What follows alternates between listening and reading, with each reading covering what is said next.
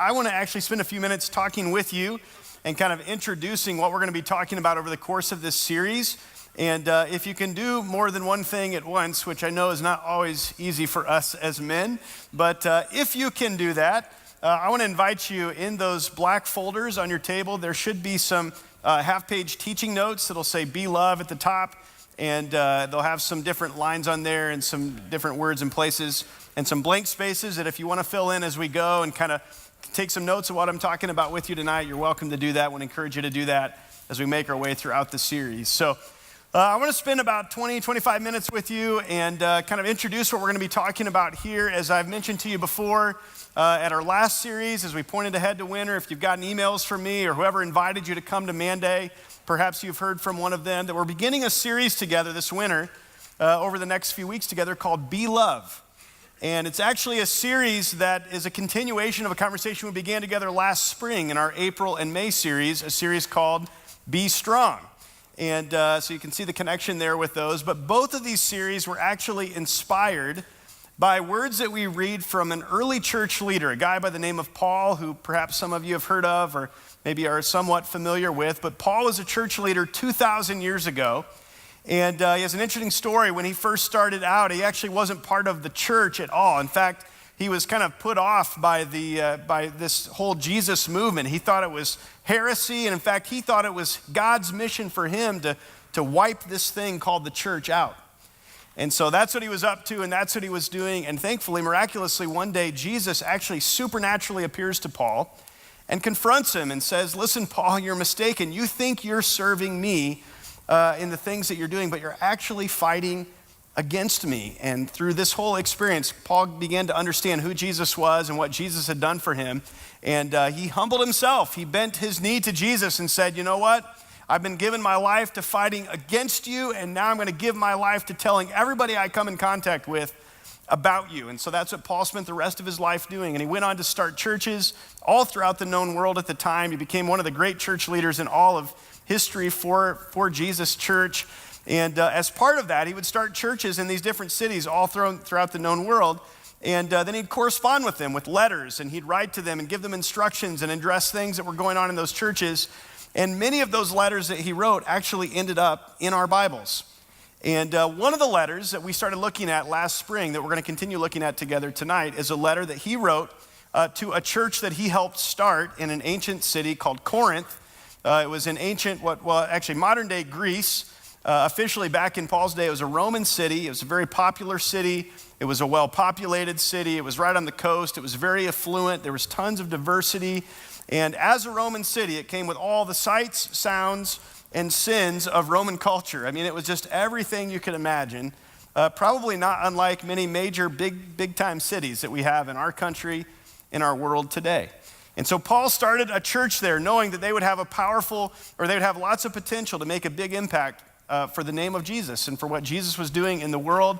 And so he started this church, and while they had all sorts of potential, they had all sorts of good things going for them, Paul, through his relationship with the church, also realized they had all sorts of problems and all sorts of dysfunction and all sorts of things that if they didn't address these things, they were going to miss the potential that God had actually given them, the ways that he had gifted them and equipped them to do great things in the world and to be a light in a very, very dark place. And so Paul addressed these things in this letter that we actually call 1 Corinthians. And maybe you've heard of that before. If you haven't, again, it's just a letter we have there written by Paul to this church in Corinth. And over the course of this letter to them, he addresses all sorts of things. And I shared with you some of these things. I think we have a list of them up here on the screen. Some of the things that were wrong in the church of Corinth. When Paul wrote this, there were divisions in the church. And so you had certain people that said, "Well, I follow this leader," and somebody else, another group said, "Well, I follow this leader," and another group said, "Well, I follow that leader." And of course, if they were following that leader, they didn't like the other leader or the people that followed those other leaders. And so they're all kind of bickering and fighting in the midst of the church over these divisions that they had within this church, and it was destroying them. And so he talked about it. There was sexual immorality and sexual sin that was rampant in the church, just like the culture around it. There were lawsuits against each other. People couldn't resolve their conflict. They couldn't work it out in a God-honoring way. And so instead, they'd air it all out in the public places, in the courts. They'd sue each other. They couldn't fix the problems amongst themselves. There were marriage challenges. There was separation between the rich and the poor, arguments about how church should be done, how they should worship together. power struggles between those who wanted to have a say and be in charge, and of course, lots of confusion about what they actually believe. Doesn't sound like our day and age at all, right? I mean, you read that and you understand that and you realize, man, there were a lot of similarities. We're 2,000 years later, but some things don't change very much. And a lot of these things we see in our culture and many times in many of our churches as well. And so Paul set out to address all of this so that they wouldn't miss the potential of what God had for them. And as I shared this with you last spring, I pointed out that I think that if Paul was here today, here standing up on this stage in our church, in the midst of our culture, in the midst of the world and the time that we find ourselves in, I'm not sure he'd have too many other things to say to us than some of the things that he said to this church in Corinth 2,000 years ago. And so we wanted to spend some time looking at what he talked about. And it's interesting, at the end of this letter that Paul wrote to the Corinthians, he actually kind of summarizes all that he said to them and all that he challenged, all the things that he addressed here. He kind of summarizes all of it with 5 very short and yet powerful, profound commands that he gives us in what we would call, the letter is broken up into chapters, and in chapter 16, toward the end of the book, verses 13 and 14, Paul said this, kind of a way to summarize everything that he said. He said these words, these 5 commands. He said, be on guard, stand firm in the faith, be courageous, be strong, and do everything with love. And when I shared this with you last spring, I pointed out that this 3rd command, the one that's kind of in the middle of all the other ones, this phrase, be courageous, comes from a Greek word. Paul wasn't writing in English 2,000 years ago. He's writing in the Greek language of the day. And this word that's been translated, be courageous, actually is the word andrizomai, which is a word that literally means to be manly or to act like a man, to man up. And of course, he wasn't just talking to men there, but there was something he was calling them to. And he was saying, if you want to live out what God has called you to be, if you want to be the church, if you want to be a light in a dark place and not let the culture around you squeeze you into its mold, then you need to be courageous. You need to act like men. And many people pointed out that this command here is kind of a hub, and the other 4 commands around it are like spokes that come off of that to do this well, we've got to do all these other 4 things that surround it as well. And so we spent several weeks together last spring talking about this particular spoke on the kind of wheel there, the command to be strong. We unpacked what that means and what that looks like, what that's all about for us. And so what we're going to do is we're going to continue that conversation in this series. We're going to shift gears. We're going to talk about this next command in this series of 5 commands that he gave us there. This one, to do everything with love, or this series title, as we've talked about it here, to be love, as we're going to be talking about it together. So what I want to do with you tonight, we're going to talk about what Paul means by that and get better at that, hopefully, as a group of men. But what I want to do with you tonight, before we really dive into that next week, is I want to just spend some time introducing you to love. Because the kind of love that Paul's talking about here, that he's really challenging the Corinthian church to live up to and to live out in their lives, is a very unique kind of love. It's something that we're not actually used to in our culture. It's very countercultural. It's very counterintuitive.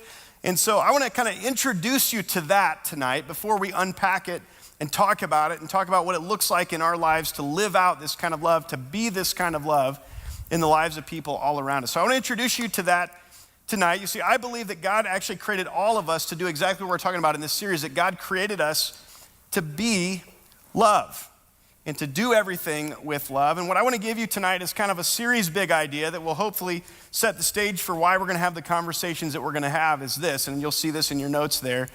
But I think this, that the better we get to know love, the better we're able to show love.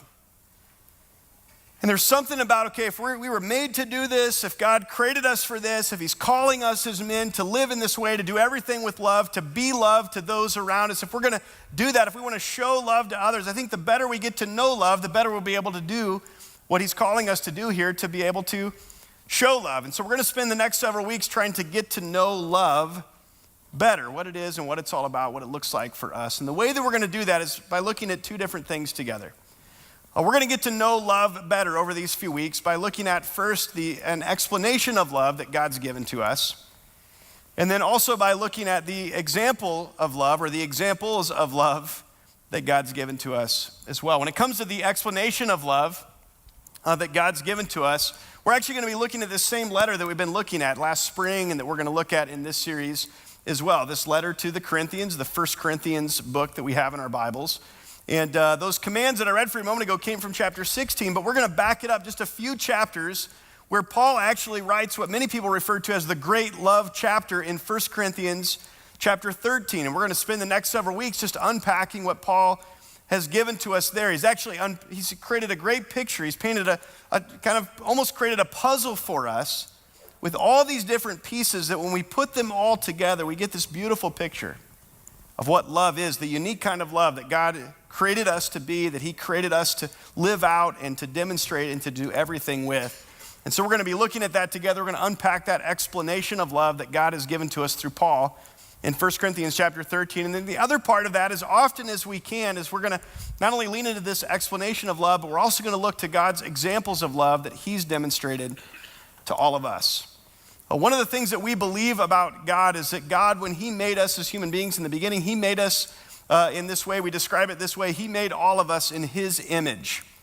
And what we mean by that is that not all of us physically look like God, which is a good thing because we wouldn't be very good physical images of God, some of us. But he did create us to reflect him and to show people what he's like in the way that we live and the way that we treat people and the ways that we interact with one another. We were made in his image to be a reflection of him. And so both our motivation and inspiration for being loved, as well as the illustration of what that looks like, all comes from him. And so over the next several weeks, we'll look at this explanation of love that God's given, the examples of love that God has given to us as well. And before we dive into that, again, starting next week, we'll really get into the meat of that. What I want to do for you with just the next few minutes is I want to give you kind of an explanation of the explanation, okay? And I want to give you this explanation that Paul's given to us of what love is. I want to give you a little bit of background and context, a little bit of a framework for us as men to look at that through so that we can kind of all start on the same starting line. We can all be on the same page together as we look at his explanation of love over these next few weeks. So I want to share with you a few ideas of what we find there with that, some of the things that we see here. And one of the first things I want to point out for you is kind of this explanation behind the explanation is that this kind of love we're going to be talking about is a very unique kind of love. Very unique. In fact, I don't think you find it anywhere else in the world except in the way that we're going to be talking about. I think it's a very, very special, unique, one-of-a-kind love. I think we go to the next slide where we've got that there. This unique kind of love is a kind of love, and I want to teach you a little bit about this tonight, referred to as agape love. So that people don't think you just came and ate a bunch of meat here tonight, but you actually learned something. I want to teach you this word, agape. You can throw it around at the water cooler tomorrow and people will either be annoyed because you think you know more than them or really impressed because you learned a word like agape. So why don't you turn to someone sitting next to you real quick and just repeat the word after me so I know that you know it. Can you look at someone next to you and just say the word agape? Agape, all right. Agape love. Just feels good to say a word that many of you have never heard before, right? So, agape love, let me tell you why that is such a unique kind of love. In our English language, we have a little bit of a limitation when it comes to love because we have one word for love, right? L-O-V-E, love. And the word love we use to describe a lot of different things, a lot of different emotions and feelings, or at least I hope there are a lot of different kinds of emotions and feelings. But for example, I love my wife. I love my kids. I love pizza. I love the Chicago Bears. I love a lazy Saturday. I mean, we have one word, L-O-V-E, that we use to describe a lot of different things, right? We're kind of limited in that. And great, it's very versatile. It's a great word. You can use it in a lot of settings, but it's not very precise because we use that one word to describe a lot of different things. Well, when Paul was writing this letter and talking about love 2,000 years ago, he wasn't limited by that. As I pointed out to you, English wasn't even a thing yet back then, and so he was writing in the common language of his day, the Greek language. And in Greek, they weren't limited by one word for love. They actually had multiple words for love, all of them kind of communicating and representing some different things. So let me share those with you. We'll actually teach you several Greek words here tonight, but one of the words for love that was common in the Greek language in Paul's day was this word, stergo. Can you look at someone next to you and just say stergo? There you go. You're learning all sorts of vocabulary tonight. Stergo was kind of a general affection type of love.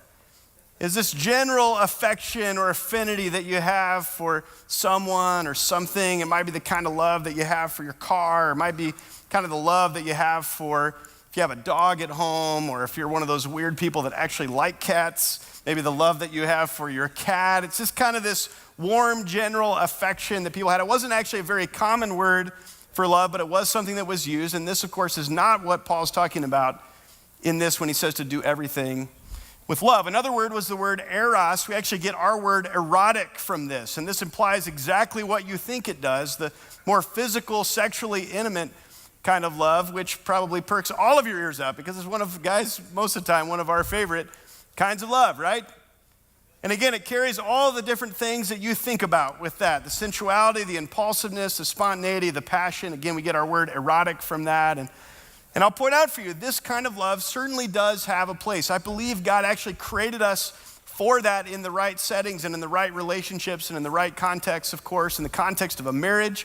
This is such an important kind of love. But yet, here's the problem with this. This is the kind of love that, while important, is not most important and isn't the foundational kind of love that Paul's challenging us to do everything with. And yet, in our culture, this is often the kind of love that everybody gets obsessed about, right? And we chase after it, and we think if we can just find that, well, then we'll find what we need or what we're longing for, and we'll be satisfied. And yet, the problem with this kind of love is that for many of us, it becomes a very, very self-seeking kind of love. It's a kind of love that's more about what you get than it is about what you give. And so again, while I think it has a place and it can be important, it can be good, if we're chasing after that kind of love, or that's our only definition or understanding of love, it's such a cheap substitution or cheap alternative for the foundational kind of love that Paul's actually pointing us to and saying, you need to do everything with this. Another kind of love is phileo love. It's one of my favorite kinds. It actually communicates this idea of brotherly love. In fact, the city, Philadelphia, is the city of what? Brotherly love. The name Philadelphia literally means brotherly love. It's this word phileo and then the word adelphos, which means brother. It's the city of brotherly love. And it's, again, everything you would think about. It's mutual friendship. It's care and concern. It's that kind of attraction, that warm attraction of somebody to somebody else. It's not in a sexual way, but it's kind of your brother, your bro kind of love. It can be your friends, even your family. I mean, it's that friendship kind of love, very important kind of love, and yet it's not the kind of love that Paul's talking about here and saying that you need to do everything with this. That kind of love is this unique kind of love, the love that we know, that all of you now know as, what is it again? Agape love. And let me explain for you again what we know about agape love and what is so powerful and profound by it. Again, kind of following along there with me in your notes for a minute. Agape love is unique because it's defined by God and not by us. And what I mean by that is this, is that God is the one who sets the standard on agape love. He's the one who sets the bar for us. He's the one who provides the picture and the definition. In fact, one of Jesus' closest friends and followers, a guy by the name of John who spent many years with him and watched him and observed him, he wrote several letters and books that we have in our New Testament of our Bibles as well. And one of the things that he said about God in one of the books that he wrote was this, that God is love. And the word that he used there is the word agape. He said, God is agape. You want to know what this kind of love is? You want to know what it's all about? You want to know what it looks like in your life? Look no farther than God in the ways that God has loved us, because he is love. He is agape. It's defined by him, not by us, not by Hollywood, not by our culture, not by romantic books, not by all sorts of things that try to define love for us. This kind of love is defined by him. Not only that, it's a kind of love that's not based on emotions. It's not based on our feelings, but instead it's based on choices and commitment. This is so important, I think, especially for a group of several hundred guys. I don't know what some of you thought of when you heard the title, Be Love. Maybe some of you are excited about that. Maybe some of you are kind of put off. You're like, man, it's already strange enough to gather with a bunch of guys and talk about our feelings and our hearts and all that kind of stuff. But now we got to go and talk about how to be love, and it felt mushy and gushy to you and you weren't sure. That's exactly what you wanted to sign up for. I have good news. If that's you here tonight, I have good news for you. This kind of love that we're talking about together doesn't really look like that. It may involve elements of that as we seek to show love to people, but this kind of love, agape love, is not based on emotions or feelings, but on choices and commitment. And with that, it's a kind of love that we demonstrate even when we don't feel like it. And it's a kind of love that says more about us than it does about the people that we're actually showing love to. It says something about our character, the kinds of people that we are, the kind of commitment that we have to reflect God's love for us in the ways that we love others. It's a matter of our choices and our commitment to demonstrate love to others, even when we don't feel like it. Now, the reason we know this is true is that Jesus not only told us to love one another, he talked about that multiple times over the course of his ministry, but one of the toughest phrases that Jesus gave us, one of the toughest commands that I think he's given us, that it's a tough pill to swallow, is when Jesus said not only to love your friends and your loved ones, but he said to love your enemies. We're kind of like, what do you mean by that, Jesus? I mean, like our enemies, or like people we just, like who are you talking about? He's like, essentially everybody. And one of the things that we know about a command is that you can't command a feeling for somebody. I've illustrated this with you before. I shared this last fall as we kind of set up this series, but there are a lot of things you can command people to do, but one thing you can't do is you can't command a feeling. And I illustrated it with this, and many of you, again, you know my love for the Chicago Bears, and as a good Bears fan, you know also my hatred for the Green Bay Packers, right? And some of you share that with me. You're not even Bears fans, but you don't like the Packers. Well, there are some things that you can command me to do regarding the Green Bay Packers. You can command me to watch their games. You can command me to put on the jersey. You can command me to wear one of those dumb cheese heads. You can command me to cheer and raise my hands when they score a touchdown. But one thing you can't command me to do is to like or to feel good about the Packers, because you can't command a feeling. You can command an action, but you can't command a feeling. And so for Jesus to tell us to love not only those that are easy to love, but to even love our enemies, I think implies for us, he's not talking about an emotion or a feeling, but an action and a choice. A commitment to demonstrate love even when we don't feel like it. And as I'll point out here in just a minute, even when we don't feel like the other person deserves it. This is one of the other unique things about agape love, is that it's sacrificial love. It's unconditional love. And it's essentially rooted in and centered around the idea of not being self-centered. We actually see this in Paul's explanation of love in 1 Corinthians 13. I read this for you this last fall, and this is what we're going to be talking about over these next few weeks together. But if we can pull up here for a minute, 1 Corinthians 13, verses 4 through 8. These are the different puzzle pieces that Paul gave us to create a picture of what love is that we're going to talk about together. He says this: love is patient, love is kind. It does not envy, it does not boast, it is not proud, it does not dishonor others, it is not self-seeking, it is not easily angered, it keeps no record of wrongs. Love, agape, does not delight in evil, but rejoices with the truth. It always protects, always trusts, always hopes, always perseveres. Love, agape, never fails. I want to go to the next slide and show you here, right in the middle of that description, right in the heart of it, as if Paul is saying, listen, central to all these other things, this puzzle that I'm creating for you, at the heart of all of it is this, that love, agape, is not what? Self-seeking. It's rooted in that. It's centered around this idea that it's not self-seeking, it's not self-centered, it's sacrificial, it's selfless instead of selfish. And it's given unconditionally, even when we don't feel like the other person deserves it. This is a significant, unique, powerful kind of love. And the thought I want to leave you with tonight before we go, that I hope in some ways haunts you throughout this series, but then also in some ways just compels you and inspires you, is this: that this kind of love that we're talking about together, this agape love that God is, that he's defined for us, that he's modeled for us, and that Paul has called us to do everything with, this love that we're going to talk about together is a choice. And only the strongest choose it.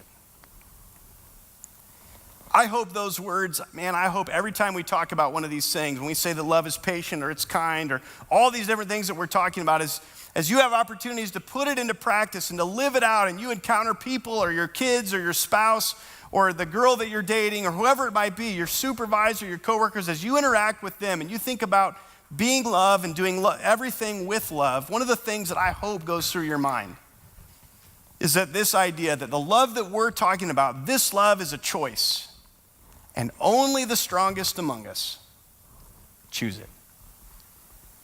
This is not a wimpy kind of love. This is a gritty love. It's a courageous love. It takes being strong, as we talked about last spring. It takes commitment and character. It is not for the faint-hearted.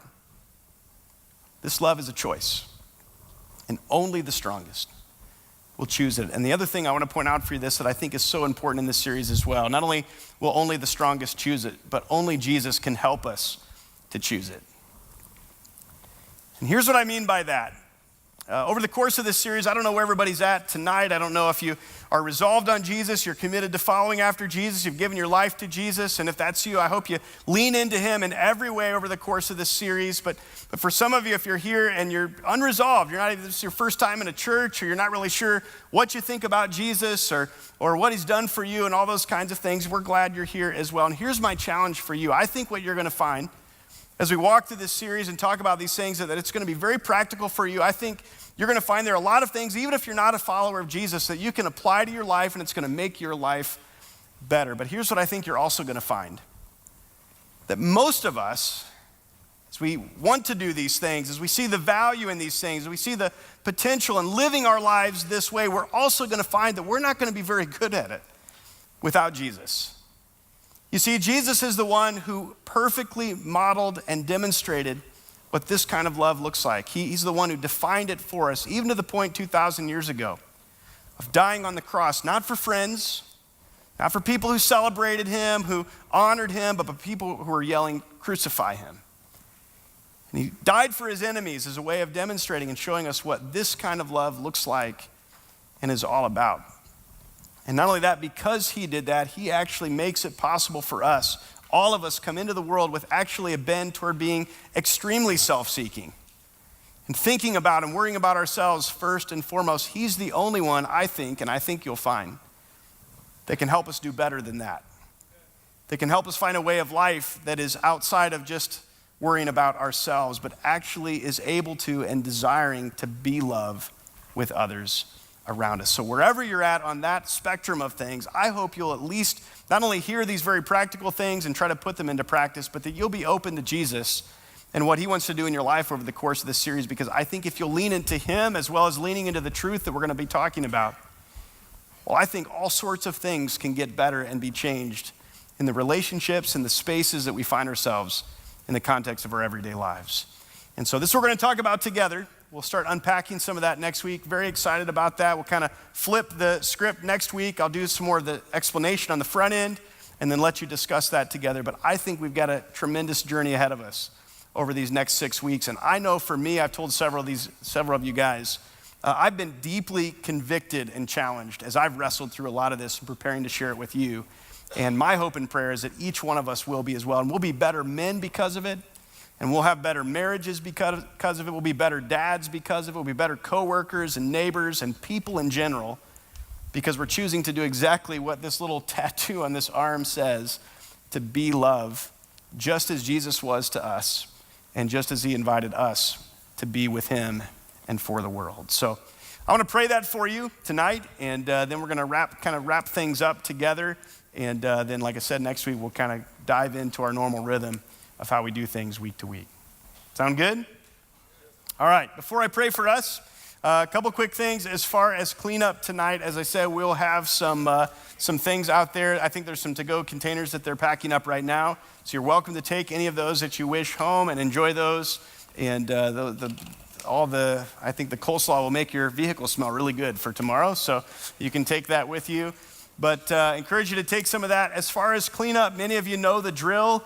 It's a little unique tonight because we have food plates and all that kind of stuff. But what we typically do is we try to help our facilities team, who serve us so well every single Monday to get ready. They set all the tables and chairs up for us. So we try to put the room back together. And we can usually do that in like 7 or 8 minutes with all of us pitching in. And so obviously we want to throw the trash in the trash cans. There's a couple trash cans at the back of the room. For those who are table hosts, if you can help make sure that all those story cards get packed up and put in boxes. There should be a box on your table, that all the paperwork gets in the folder. And if you can take those folders, the lanyards, and those table numbers, the little metal things there, back to the back tables, right under the sound booth in the back. And then some of you that know the drill, if you can lead the rest of the guys in how we get rid of the tables. We roll all the white tables. We put as many on these 2 carts back here as we can, and we take them back through Kids City. and store them back there. We put the rectangular tables just right in this back corner on the other side of this kind of divider wall there. And then we try to get the chairs back in rows. If you're brand new, that sounds like a lot, but again, as we pitch into that together, it only takes us just a few minutes. It's a huge blessing to our facilities team. So I want to give one more quick thank you tonight. Melanie Covey, who many of you know, and our new ministry assistant, Heather Knowles, as well. They are just doing a great job. They helped us get so many things ready for tonight and help with our food. So you guys join me in just thinking there. I think they're out there in the lobby. I'm going to thank them. All right, we're off to a great start. Let me pray for us. Why don't you stand with me, and then we'll dismiss you to get you on out of here.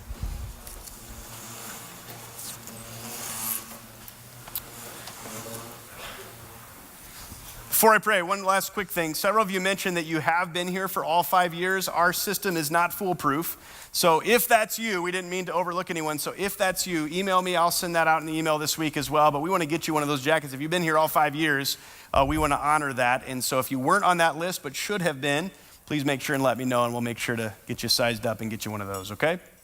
All right, let me pray for us. Father, again, we thank you so much for this time together tonight. We thank you for the food. We thank you for the conversation. We thank you for the introduction to love as you've modeled it for us and invited us into with you. And God, over these next few weeks, would you just lead our hearts? Would you open us up to all that you have for us? Would you help us, Lord, to not be just hearers of these things that go in one ear and out the other, but actual doers of these things, that we would put them into practice and that we'd be better for it, and then others around us would be blessed because of it, God. We know that's your heart and your desire, so we just pray that boldly. We open up our lives to you, and we give you thanks in advance for all you're going to do. Bless each of these guys as they go this week. Help them to walk closely with you and experience your presence with them. We love you. We praise you. We pray in Jesus' name. And everybody said, amen. Thanks, guys. Have a good night.